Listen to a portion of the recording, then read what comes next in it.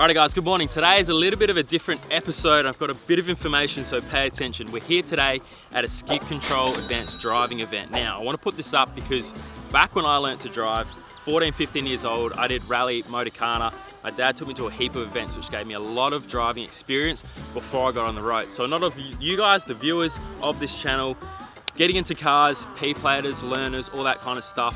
And I want to show you that there are events here that can teach you a lot of driving skills. So here at Skid Control, they've actually got 3 or 4 different cars that they supply to us. So you don't even need your own car. But we're gonna run through a ton of different stuff today. Braking, oversteer, understeer, there's Motorcana session, a bit of track, a heap of different, even basics about how to sit in a car. So I thought I'd just do an episode to bring my car down, do this track day, and just take you guys along to show what's out there. I've already introduced to a lot of the team here, and a lot of the guys are actually like parents bringing their kids out, their sons, their daughters, to teach them about driving the car before they head out to the road. So I'll tell you a bit more about the day as we go along, but we're about to get started, go through some briefing, bit of technique and theory, and then we'll jump into some cars and do some driving.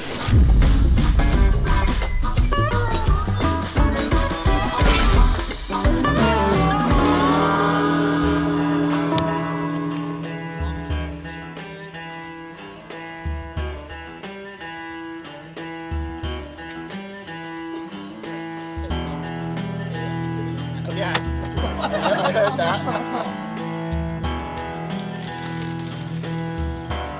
Alright, so this first exercise they were talking about vision. Now, when I learned to drive, my auntie told me this, and it's for some reason stuck to me, I don't know why. It's about looking way ahead on the road. If you're up close, by the time you're driving, you're going 60, 70 km an hour and you're looking down, you're too late to see anything coming. So this is about looking, how far do you want to look ahead? Just sort of horizon. Yeah, essentially, yeah. You want to look as far ahead you can, so you can see what's actually happening, what's in front of you, and you can react to it, yeah, essentially, yeah. So a small little kidney track here, a little circle, and a bit of a slalom, and just practice that vision. Sweet, awesome, excellent.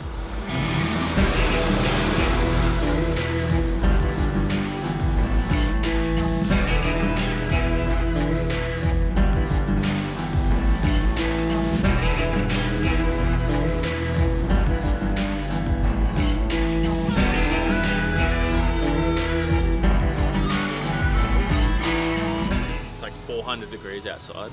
Nice aircon in there. So that was all, but it was interesting. On that circle bit, he gets you to look like literally across the car, like super unnatural, but you can still have that peripheral vision of where you are in relation to the concrete. So yeah, pretty interesting exercise. We'll see what's next.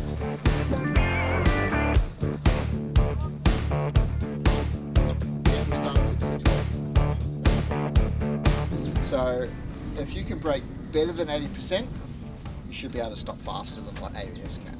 Don't just slam the brakes, because then all the fluid just goes everywhere and you don't have much control. More of a solid push, and then if you feel the brake starting to the ABS start pulsing underneath your foot, lift your big toe. See how much the top of that cone's moving? Not much, but it's lifting that 10% off the brake pedal, and that's keeping you at 90. All right, next activity is emergency braking, you could say. So there's a couple of things he mentioned which might be interesting. The first one, we are actually trying to lock up the brakes. I've got the pick of the bunch with the box car that doesn't have ABS, but normally the ABS will kick in. And then the next one, it was interesting, he said ABS normally goes from 100% to 60%. That's what the computer does. To brake better than ABS, you just come on really hard and just lift a toe, roll your ankle, take a little bit of pressure off, and you'll actually be able to pull up quicker than the ABS would. So that's what the exercise is all about. So you don't lock up your brakes, keep your steering in control, and pull up faster than your ABS. I got a Dorito half down the road. Surprising. Probably the quickest car here, eh? No interior, nice exhaust.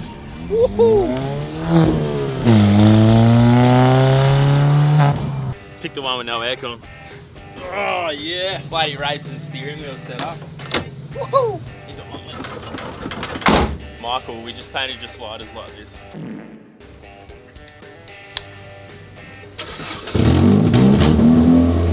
What a weapon! Don't brake test this car. It's got drums on the rear. Yeah, first one, just hit the brakes as hard as you can and lock it up. Try not to go too fast because we don't want too big of flat spots on it.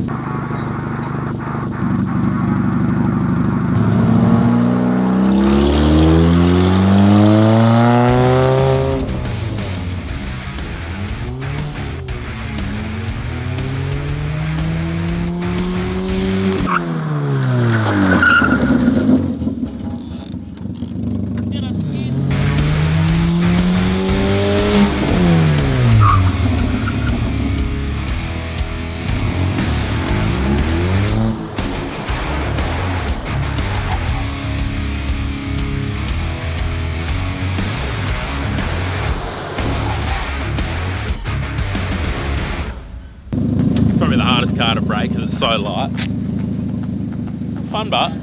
So now we're doing the brake testing again, but we can actually go in our own car. So I've jumped in the Mustang and we've basically applied what we've learned. The first one's going to be a full lockup on ABS. Then the second one is finding that sweet spot so you can try and outbrake the computer system essentially.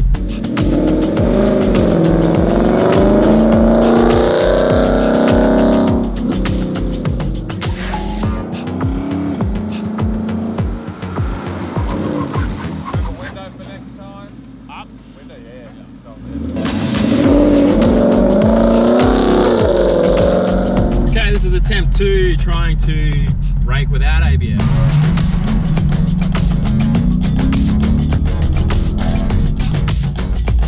Still came in a bit. These comes in really early in these cars. I noticed that the first time, but like, you gotta be so. The brakes are just insane. I've got the Bendix upgrade kit, and they're huge to begin with. So I think my tyres will be letting it down, not the actual brakes themselves.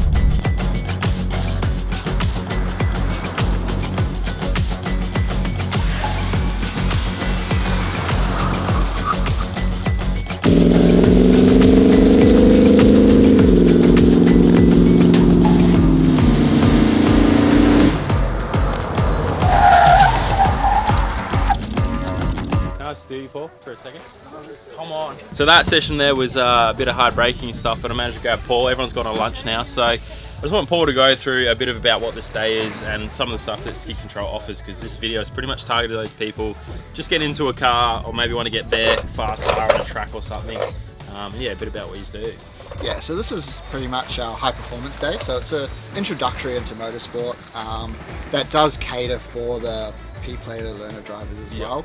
We started off really basic and we build up from there. So this morning, as you found out, it's just all about the skills, most importantly the vision. So it's looking as far as you can up the road and your steering, making sure you're nice and smooth with the steering. And then moved on to the braking, which is just trying to get that braking as hard as possible without locking up. Yep. So it's a good first introduction. Like if you want to get into some Skid Control stuff, this is a good starting point, and then move on to your track days and stuff like that. Definitely, because you learn the basics here, then you can go to a Carnicross, which is on Monday. Then you can go to a dirt day even out at Willowbank or out at the compound, and then get a feel for the car on a smaller track, and then jump into the track training that we do at Lakeside or QR, which is a bit of follow the leader stuff, and then you go out onto the track by yourself. Yeah, man. And hopefully you've learned all the skills there where you're going to be confident to be out on the track and not hurt your car or yourself. Yeah, sweet. Keen to see the rest of the day then. Have some lunch and sounds see good. What else we got on. I'm hungry. All good. Sweet.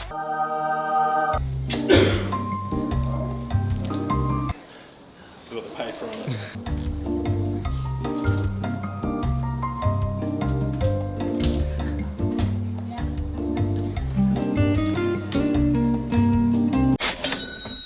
Hello. Now we move a little bit more away from that defensive driving and more into some fun stuff. So behind me is the Motorcana. Now I used to do this. I'll try and find a clip or a photo. I used to do this back when I was like 14, 15. Basically got to memorize the course, get around the cones as quick as possible.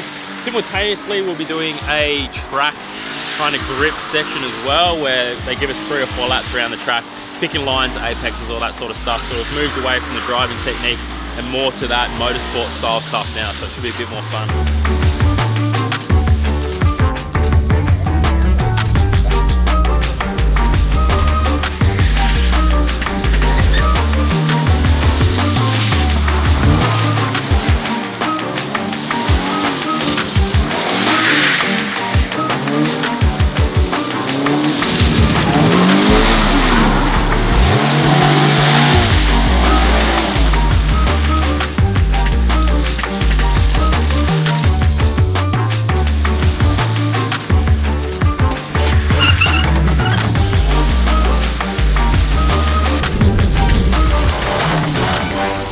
Jumping the Supra, and can I just say, this thing is quick.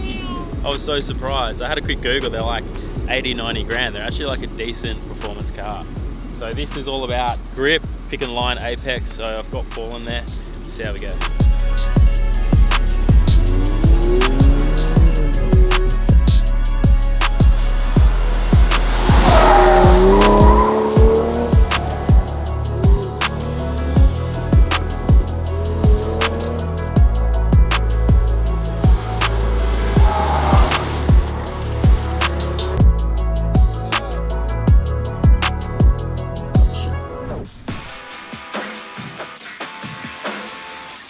Alright, a quick intermission now. We are doing oversteer and understeer. So oversteer is essentially turning too much into a corner and basically getting into a drift. So they're doing that on the wet pan and just giving you an experience of what the car will do when it goes sideways. Understeer is a hard one to kind of replicate, but we do have the Amarok. So Paul's in that, and they've wetted that back section, so that's coming into a corner, turning too fast. The front wheels will basically sledge and not turn the car where you want it to go. So they're two different techniques, and it's really about getting into that situation and learning what the car will do, how it feels, and how to get out of it. So if it does accidentally happen on the road or the track, you're not freaking out and you're kind of used to it. So they're the two ones we got next. And then it's open up to big tracks, some timed events, and we get to have a bit of fun in our own cars.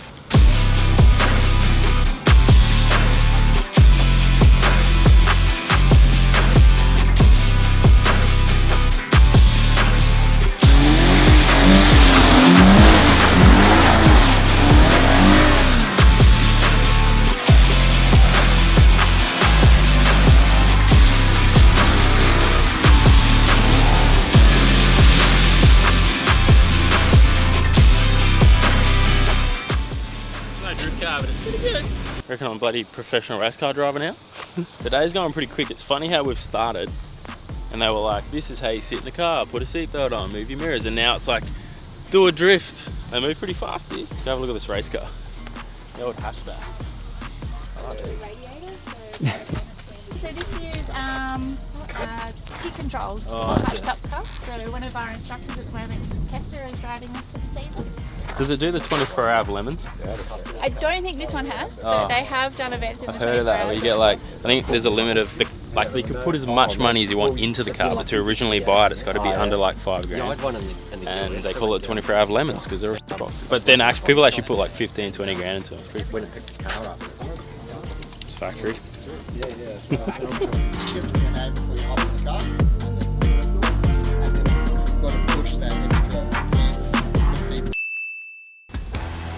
Time to run, baby. Let's go.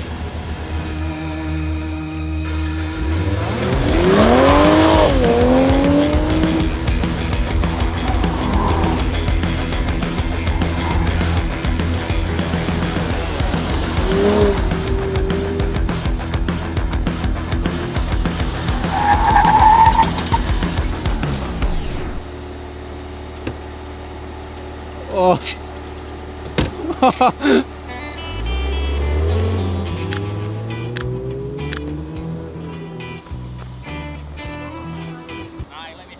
The box is the size of the car.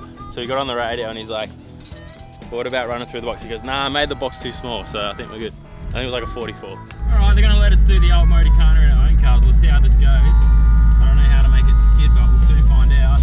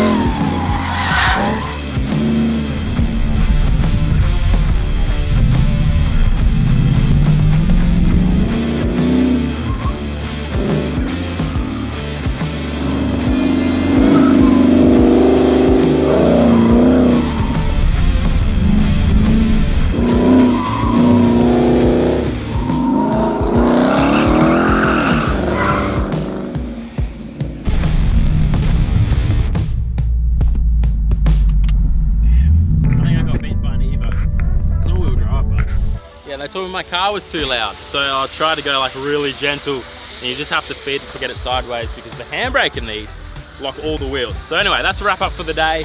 I learnt a lot, and you can too. So there's obviously a ton of these events, and even though I do a lot of the drifting and that, this is a really good place to start. So thanks to the guys from Skid Control for putting stuff like this together. They do them at Lakeside, Mount Cotton, QR, anywhere around Queensland, Brisbane area, so definitely check them out. But we'll see you in the next episode.